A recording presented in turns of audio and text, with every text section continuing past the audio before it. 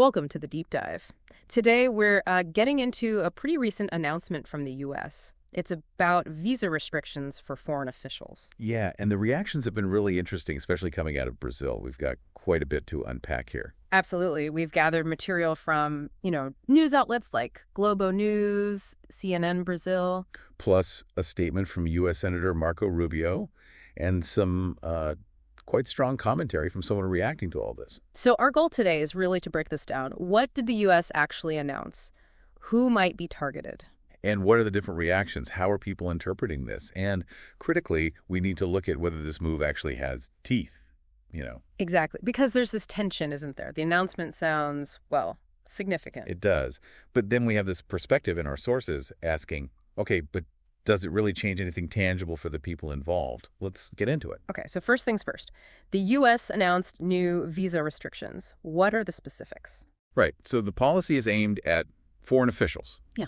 And also individuals the U.S. identifies as, and this is the key phrase, accomplices in censorship against Americans. Accomplices in censorship. Yeah. Okay. And they mentioned specific regions. They did. Latin America was specifically mentioned alongside other areas. And Marco Rubio was the one making this announcement. Yes, Senator Rubio, he gave the justification.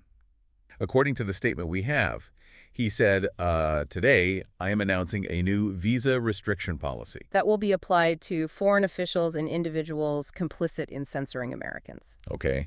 And he really elaborated on the why.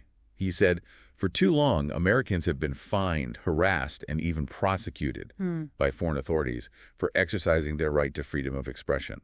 He framed it as essential to the American way of life. Right. And that foreign governments have no authority over it. Precisely. And his main point was pretty blunt. Foreigners who act to undermine the rights of Americans should not enjoy the privilege of traveling to our country. And he finished strong, saying something like, the days of passive treatment are over. Yeah, exactly. The days of passive treatment for those who attack the rights of Americans are over.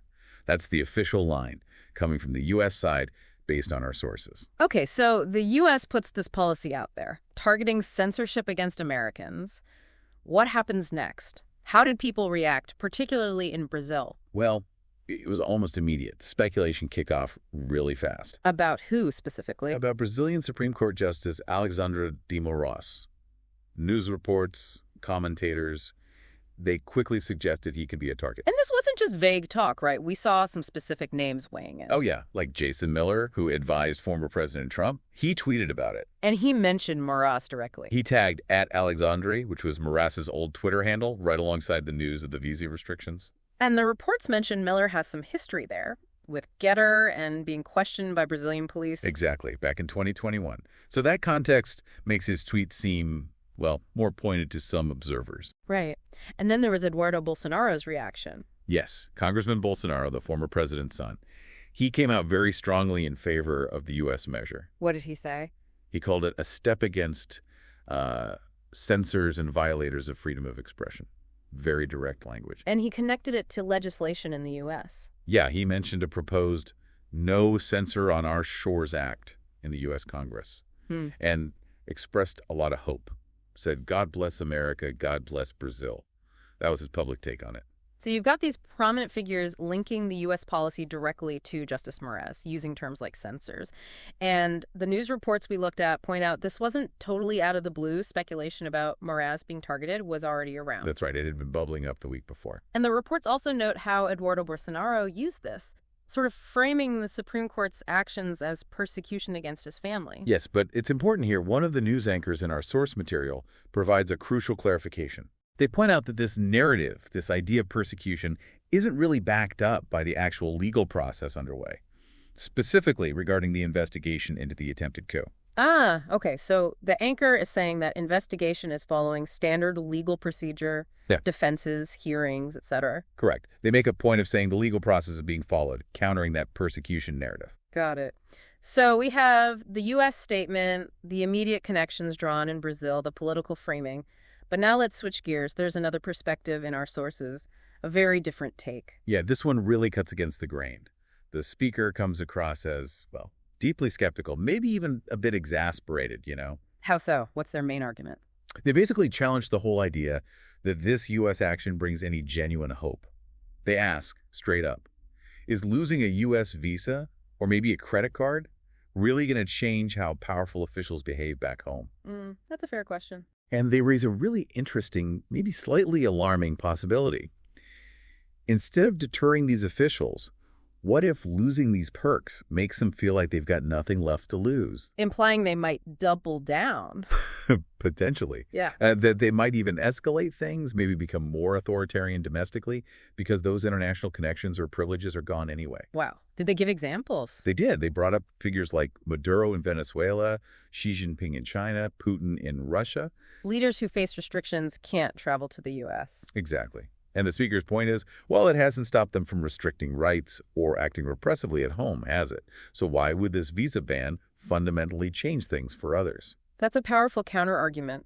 It really makes you think about the limits of this kind of sanction. And the speaker also kind of weaves in some frustration with the media coverage they were seeing. Mentioned finding one news anchor's style a bit repetitive. So it adds to this overall feeling of despair, frustration. Yeah, I'd say despondency is a good word.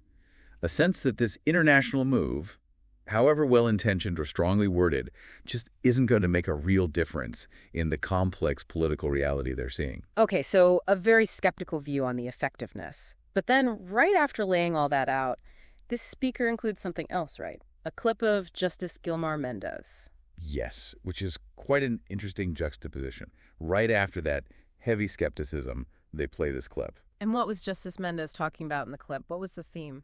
It was about public security. He was stressing the absolute importance of upholding human rights while dealing with security issues. Okay. He warned against what he called savior mentalities, actually mentioned President Bukele in El Salvador as a kind of example to be wary of. And his main point was? That you have to fight crime, but you have to do it without committing crime yourself. Adhering to the rule of law, basically. So the speaker presents this clip focusing on human rights and the rule of law immediately after questioning the impact of the visa restrictions. The source doesn't explicitly state the connection the speaker intended. No, it doesn't. But placing it there, right after criticizing the visa ban discussion, especially given the context involves the judiciary, it kind of invites you, the listener, to think about the contrast. Or maybe highlights the principles, human rights, due process that the speaker feels are truly important. Perhaps in comparison to the visa issue, it leaves it open. It definitely adds another layer, a kind of implicit commentary, perhaps, on the whole situation. Okay, let's try and pull these threads together. We've covered quite a bit in this deep dive. We started with the official U.S. announcement. Right. The visa restrictions policy targeting perceived censorship against Americans, with Latin America mentioned. Then the immediate fallout, the speculation, particularly linking Justice Moraes, fueled by figures like Miller and Eduardo Bolsonaro. And the political context in Brazil, including that clarification from the news source about the ongoing legal processes versus claims of persecution. And then we pivoted to that really skeptical voice, questioning if these visa bans actually achieve anything tangible or if they might even backfire. Using those analogies with leaders like Maduro and Putin. Yeah. And expressing a kind of broader frustration. Followed by the inclusion of Justice Gilmar Mendes talking about human rights and rule of law in public security. Presented by that same skeptical speaker, leaving us to consider its relevance. So looking at all this, a key thing that seems to emerge, especially from that skeptical source, is this gap, right, between the symbolic statement and action like this makes. And its actual practical effect on powerful people and institutions within their own country. It brings us right back to that core question. What are the real consequences here? Do these international measures genuinely change behavior? Or are they, as one perspective strongly suggests, more symbolic than substantive, maybe not really moving the needle where it counts? Yeah, and building on that, it leaves you thinking, what does work? What constitutes truly effective pressure or real hope in these incredibly complex situations? Especially when you have different actors, different countries with fundamentally different views on rights, freedom, censorship. Exactly. What does it actually take to shift things when powerful domestic institutions are involved? It's not straightforward. Definitely not. It makes you think about what power and influence even mean in this context. What levers really work. Lots to mull over.